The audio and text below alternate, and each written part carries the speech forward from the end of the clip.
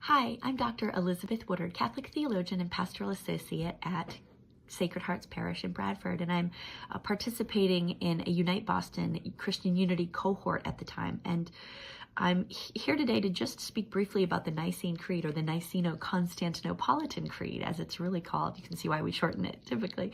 And it's called that because it was mainly written between the councils of Nicaea and Constantinople, 325, exactly 1700 years ago, and 381. The only thing that was really added after 381 was the Filioque clause in 589, at least in the West, evidencing a discussion about whether the Holy Spirit proceeds just from the Father or from the Father and the Son.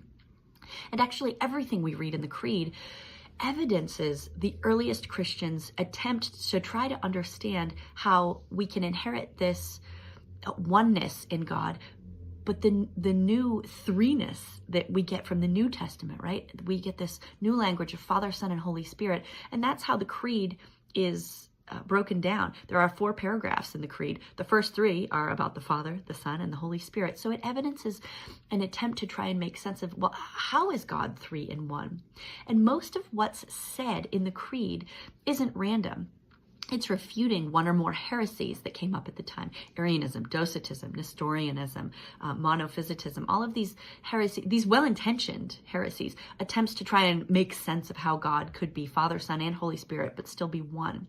So the line, for example, about the Son being God from God, light from light, begotten, not made, he's consubstantial with the Father, those are all refuting Arianism, any idea that the Son is less than the Father. Or anything about Jesus suffering, death, and being buried, that's refuting Docetism, this idea that maybe his humanity wasn't real and that his suffering didn't really happen.